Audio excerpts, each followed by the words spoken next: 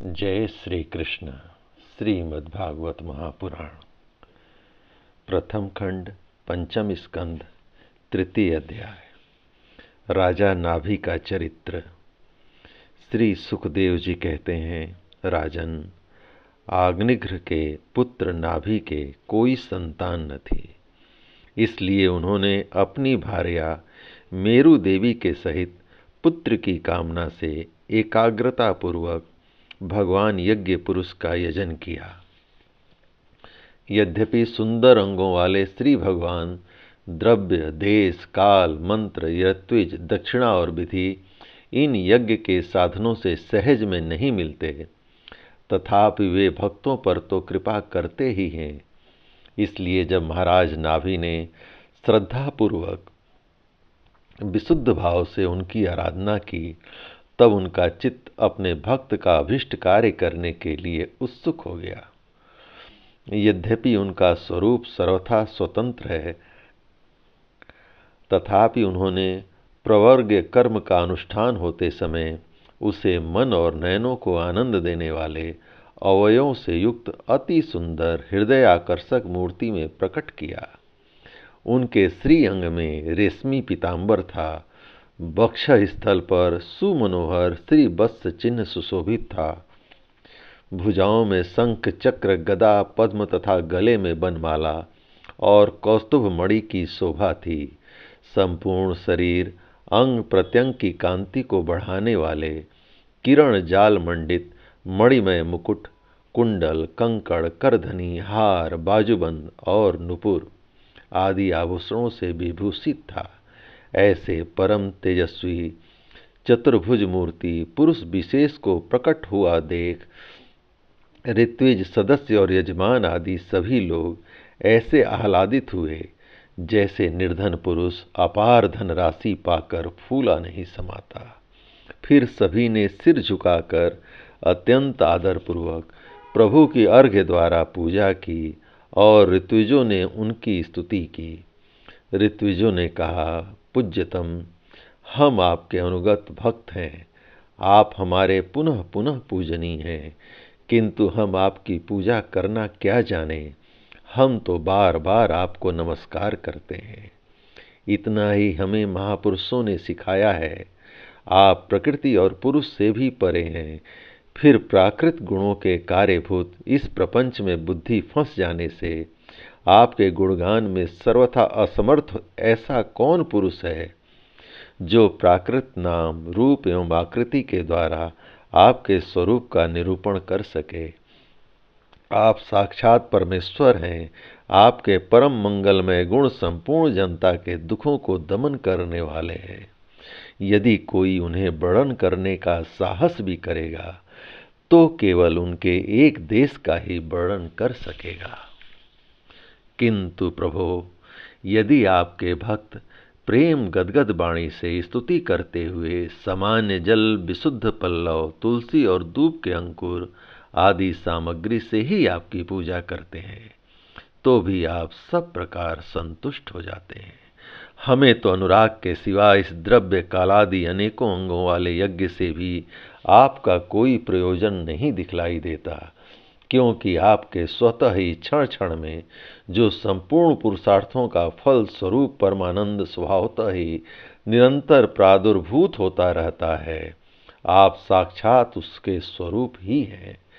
इस प्रकार यद्यपि आपको इन यज्ञादि से कोई प्रयोजन नहीं है, तथापि अनेक प्रकार की कामनाओं की सिद्धि चाहने वाले हम लोगों के लिए तो मनोरथ सिद्धि का पर्याप्त साधन यही होना चाहिए। आप ब्रह्मादि परम पुरुषों की अपेक्षा भी परम श्रेष्ठ हैं। हम तो यह भी नहीं जानते कि हमारा परम कल्याण किसमें है, और न हमसे आपकी यथोचित पूजा ही बनी है। तथापि जिस प्रकार तत्वज्ञ पुरुष बिना बुलाए भी केवल करुणावश अज्ञानी पुरुषों के पास चले जाते हैं, उसी प्रकार आप भी हमें मोक्ष संजक अपना परम पद और हमारी अभिष्ट वस्तुएं प्रदान करने के लिए अन्य साधारण यज्ञ दर्शकों के समान यहाँ प्रकट हुए हैं। पूज्यतम, हमें सबको बड़ा वर दो। हमें सबसे बड़ा वर तो आपने यही दे दिया कि ब्रह्मादि समस्त वरदायकों में श्रेष्ठ होकर भी आप राजर्षि नाभि की इस यज्ञशाला में साक्षात हमारे नेत्रों के सामने प्रकट हो गए। जय श्री कृष्ण। अब हम वर और क्या मांगे प्रभो। आपके गुण गणों का गान परम मंगलमय है, जिन्होंने वैराग्य से प्रज्वलित हुई ज्ञानाग्नि के द्वारा अपने अंतःकरण के राग द्वेषादि संपूर्ण मलों को जला डाला है। अतएव जिनका स्वभाव आपके ही समान शांत है, वे आत्माराम मुनिगण भी निरंतर आपके गुणों का गान ही किया करते हैं। अतः हम आपसे यही वर मांगते हैं कि गिरने, ठोकर खाने, छींकने अथवा जम्हाई लेने और संकट आदि के समय एवं ज्वर और मरणादि की अवस्थाओं में आपका स्मरण न हो सकने पर भी किसी प्रकार आपके सकल विनाशक भक्त वत्सल दीन बंधु, सकल मल विनाशक भक्त वत्सल दीन बंधु आदि गुणोतक नामों का हम उच्चारण कर सकें। जय प्रभु। इसके सिवा कहने योग्य न होने पर भी एक प्रार्थना और है। आप साक्षात परमेश्वर हैं। स्वर्ग अपवर्ग आदि ऐसी कोई वस्तु नहीं है जिसे आप न दे सकें।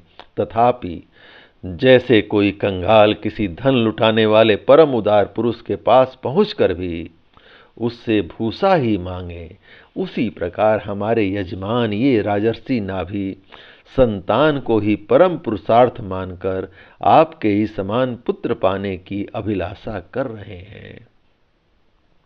यह कोई आश्चर्य की बात नहीं है। जिन आपकी माया का पार कोई नहीं पा सकता और न वह किसी के बस में ही आ सकती है। जिन लोगों ने महापुरुषों के चरणों का आश्रय नहीं लिया, उनमें ऐसा कौन है जो उसके बस में नहीं होता। उसकी बुद्धि पर उसका पर्दा नहीं पड़ जाता और विषय रूप विष का वेग उसके स्वभाव को दूषित नहीं कर देता।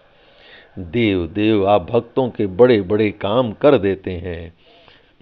हम मंदमतियों ने कामना बस इस तुच्छ कार्य के लिए आपका आह्वान किया, यह आपका अनादर ही है, किंतु आप समदर्शी हैं, अतः हम अज्ञानियों की इस धृष्टता को आप क्षमा करें। श्री सुखदेव जी कहते हैं, राजन, वर्षाधिपति नाभि के पूज्य ऋत्विजों ने प्रभु के चरणों की वंदना करके जब पूर्वोक्त स्त्रोत से स्तुति की, तब देव श्रेष्ठ श्री हरि ने करुणा बस इस प्रकार कहा। श्री भगवान ने कहा, ऋषियों, बड़े असमंजस की बात है। आप सब सत्यवादी महात्मा हैं। आपने मुझसे यह बड़ा दुर्लभ वर मांगा है कि राजर्षि नाभि के मेरे समान पुत्र हो।